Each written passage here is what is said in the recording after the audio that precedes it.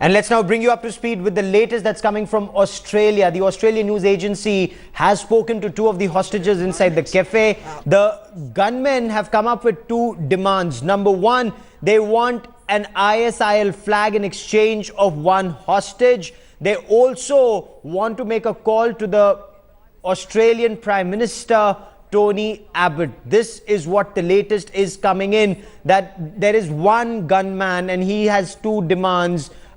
Wants an ISIS flag and he wants to make a call to the Australian Prime Minister. He has reportedly told the police that there are 4 bombs inside the cafe, and that's a big development that's taking place.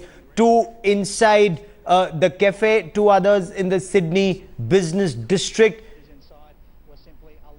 And Rohit Revo now joins us with the latest. Rohit, what more can you tell us? There have been a few developments since the hostage crisis evolved at around 9:45 Sydney time this morning. The first thing is that Sydney police has established contact with them, and the negotiators from the Sydney police are working with them and trying to find out what their demands are. And one of the demands, which is very unusual, is that they want to speak to the Prime Minister Tony Abbott, and they also want an ISIS flag, as per the recent reports coming in.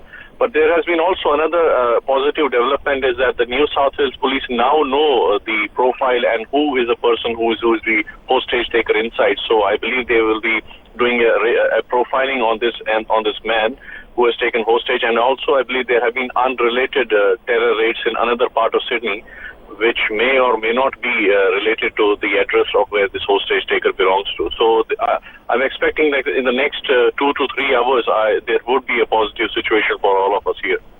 Okay. Is it possible to clarify this unrelated incident that's taken place in another part of Sydney?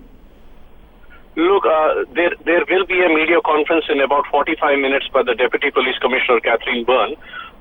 But at this moment, police is saying that it is an unrelated incident, though we cannot really confirm it. But I believe that if they know the identity of the person who is the hostage taker, they will be doing some subsequent attempts as well to get more information on this suspect. And also to add, there has been news that there have been terror raids in Sydney over the weekend, and 2 people have been arrested in those raids, and they now believe that the gang, which may be a part of where these 2 arrested people would have belonged to, they have advanced their plans, and they try to lay siege on this area as well. And this arrest of 2 people arrested over the weekend, that was supposed to be made public at around 11 o'clock this morning by the New South Wales police. But I think there has been an advancement of the plans by this gang, and that may be one of the reasons why they have held this number of big hostages in Martin Place.